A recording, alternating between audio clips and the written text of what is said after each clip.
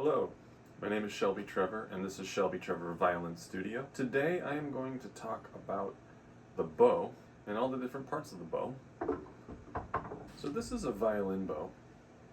The main part of the violin bow is this stick right here. The stick curves down like this, and that gives it flexibility as you increase the pressure or weight that you're bearing down into the strings with. So the main part of the bow is the stick, which is made usually out of wood. Sometimes it's made out of carbon fiber, and sometimes it's made out of fiberglass. Most bows are made out of wood, Pernambuco wood. That's what this bow is made out of. On this end here, where we hold the bow, we hold it down by this piece right here called the frog, which is attached to the stick, and that holds the hair. And then on this end here, the tip of the bow holds the other end of the hair. The hair is made out of a horse's tail. At the very end down here by the frog, there is a screw that twists, which moves the frog. It pulls it tighter or it releases it so that it's more loose.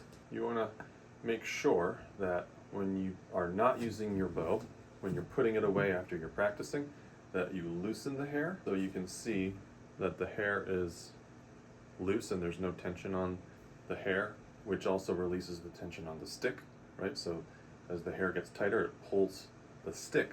And when you take your bow out of the case, before you start to play, you want to turn it to the right. So you turn the screw to the right to tighten the bow hair, which gives it tension so that you can press down on the strings and the weight of the bow can sink into the string and make a sound. Where I hold it is down by the frog. There are different ways to hold it depending on what stage you're at, but we have this leather grip part. Sometimes it's leather, sometimes it's something else. Usually it's a black piece of leather that goes right next to the frog, and that's the grip. And then here, this is called the winding, which adds a bit more weight to the stick so that it's balanced properly. Those are the basic parts of the bow that you need to know about, and it's important that when you're putting the bow away after you've played and practiced, that you loosen the hair by turning the screw and you put it in the case carefully. Similarly, it's important to know that when you take the bow out of the case to play, you want to tighten it. And when you're thinking about how much to tighten it, not all bows are the same, how they look or how they feel when they're tightened. But I have a rule. If I can take a pencil, just a regular pencil, if it doesn't slide through or if it's catching between the stick and the hair, then I would tighten it a little bit more. And if it has like a lot of room, like almost like you could fit almost two pencils in there, then it's probably too tight. There's too much tension. And if it barely touches, that's probably good. Another important part of the bow and how we take care of the bow and how we use the bow is using rosin. Rosin can come in a lot of different shapes and sizes and colors. Some rosin will be round like this. This is a dark rosin, and some rosins are lighter.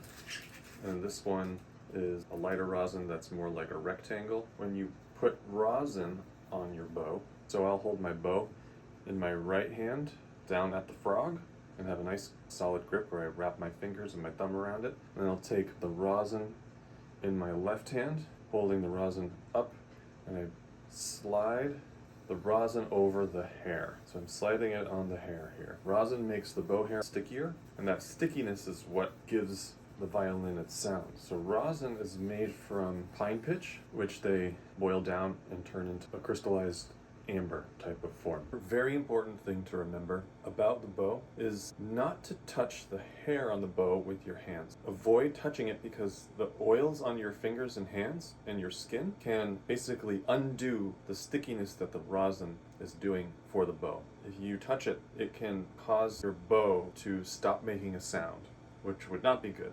Those are the basic things that you should know about the bow when you're starting out. If you have any questions, please feel free to contact me and ask. You can also leave a comment. Hope you learned something today, and take care.